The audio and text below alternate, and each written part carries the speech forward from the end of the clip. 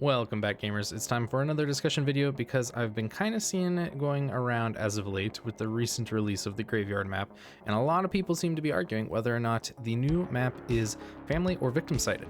So today I kind of want just to talk about that a little bit more and share one of my personal hot takes about whether, maps are victim or family sided, because I personally think they are neither. I think they ultimately come down to the character selection and if you're in a squad or not. If you're in a full 3-man or even 4-man squad, you'll probably win 9 times out of 10, but I really think the character selection that you choose to play as or realize who you're playing against on each map is ultimately going to be the determining factor if you will be successful or not in winning the game. So, looking at Family House, I would say the ideal probably family loadout is like probably the OG trio, to be honest. Leatherface, Cook, Hitchhiker.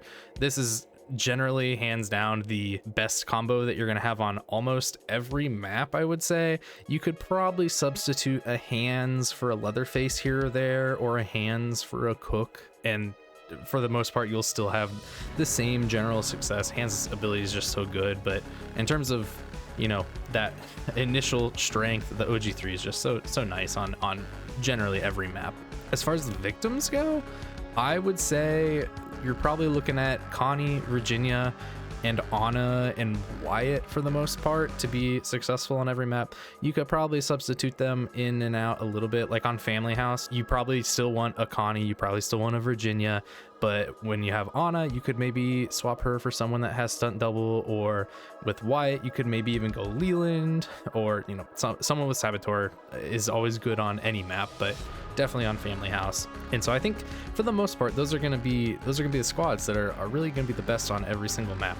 As far as the strategies go, there's different ways you could play it. If you're aiming to go for a fuse escape or going for a valve escape, obviously you're gonna adjust your builds to suit that.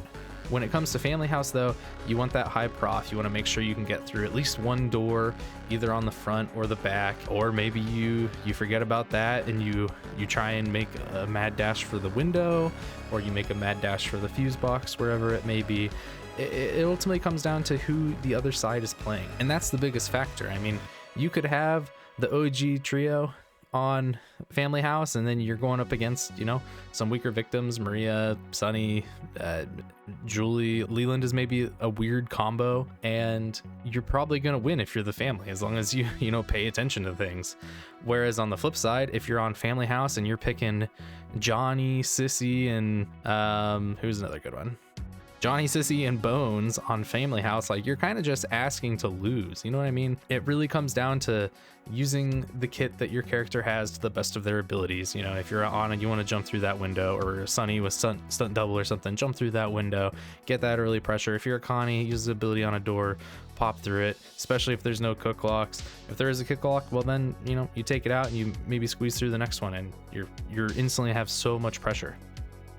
And that's kind of a good strategy for any map, but Family House is definitely one that I will say probably does lean more towards the family. I will say that. Slaughterhouse, I think, is pretty balanced in terms of family versus victim, probably leans a little bit to the victim side. Gas Station, I think, is the best map in the game, definitely the most balanced. I'd say that's a pretty even map. Nancy's House, definitely victim sided. But again, you can counter this if you're the family. You want to make sure you have a cook, make sure you have a hands. There's just ways that if you're going into the map, you got to have a little bit of map knowledge. You got to have a little bit of knowledge of your character and the other characters to be successful. It's like you're going to take a test. You got to study a little bit for that test. That way, you don't get embarrassed. But Mill, I actually do think my hot take is that it is pretty balanced as well. I think Cook, Hitch are pretty dang good on the Mill, and then you probably want to have a Leatherface or a hands for your other character. I know a lot of people probably say Mill is victim sided, but I don't. I do think it is pretty balanced. Graveyard, on the other hand, I think this map is also pretty well balanced. I know if there's a Leatherface in the basement, it's strong. It's really strong because Leatherface can more or less run that straight path and keep an eye on so many doors. And the best way to counter this, use some communication. you know, if Leatherface is really just going up and down, up and down, up and down, you keep an eye when he goes to the other set of doors, work on the end. When he comes back, work on that end, and you'll get out. You'll unlock one of the doors in no time, or you can make a break for the far off door over by the right gen side and work on that one. Honestly, the thing that I keep seeing that gets people killed the most on the graveyard map is victims are rushing in the basement. This is one map where you do not want to rush. Taking it slow, getting some early doors open if you can, especially if there's no Leatherface. If there's no Leatherface on the graveyard, you're in a great spot.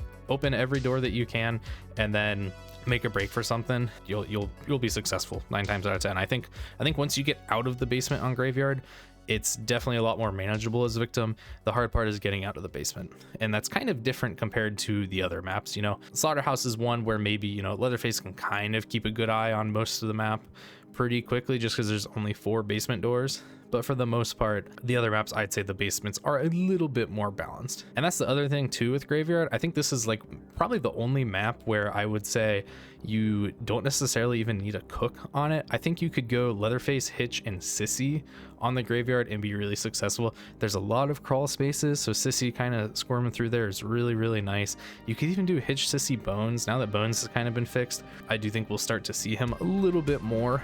But you know, this is one map I do think, given how many gaps there are, some of those gap family members are the move. But yeah, I you know, for the most part, you're gonna see the same powerful victims, the same powerful family members on every map. Maybe a couple exceptions here or there. Nancy's house, you know, some people are gonna make a mad dash for the generator and get out. Other times you're gonna have a really coordinated squad that catches one family member off guard with the choose fight, and they crank through a lock, and then, you know, they have their whole squad there and they're ready to roll. It happens. But for the most part, you kind of gotta keep an eye on things prior to loading in, see what the map is, see what the other characters are, and kind of gauge how you're gonna play from there. And that goes for both sides. I don't really think even the weather effects or the time of day on each map, I don't think that really plays into it much. We do know we're gonna be getting another sort of weather variant coming up soon. I would probably expect it to be Family House, but I'll be curious on that one just because Family House takes place indoors for a lot of the games, so I don't know if they'll, you know, use this new weather on that or not. Maybe they'll save it for a different mill storm variant, or who knows. I guess we'll see soon enough. It's supposed to be coming sometime in February. But yeah, I really do think that, you know, the biggest thing to look at besides what characters are selected is just whether or not, you know, you're in a squad or the other team's in a squad. If it looks like they're in a squad and you're solo, then yeah, you might have a bit of a hard time, but you just got to use some comms, use that information, share what you know, you know, play cook, play the Leatherface, get around the map quick, and share what you're learning. Because yeah, being in a proper squad with good comms, it definitely gives you a clear advantage no matter which side you're on. If you're on victims, you can roll through the family. If you're on family, you can roll through the victims. You know, it's going to be a rare case when you find a really, really, really good team full of entirely random players. So, you know, and the other kind of interesting thing that goes along with this, solo queue family is sort of a near impossible task to win or have fun with at times. But if you're a solo victim, it's much more enjoyable. You have a better chance to win. You know, if you're a solo victim going against a really sweaty squad of family, yeah, you still might not get out.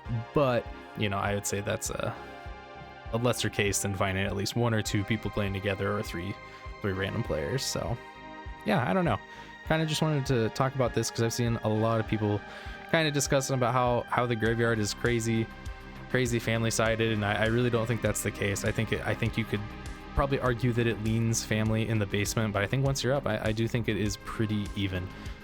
Gen kind of spawning in the places it does gives a lot of power to the victims as well, in my opinion. You know, you could still trap it obviously out there in the open if you're the family, but again, I think in some sense that is actually a benefit to the victims as well.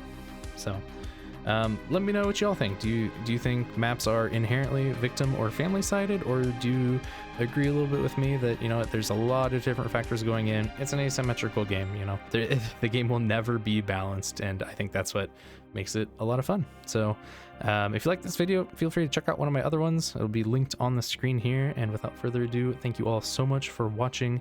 Hope to hear from you in the comments, and I'll catch you in the next one. Have a great day. Bye-bye.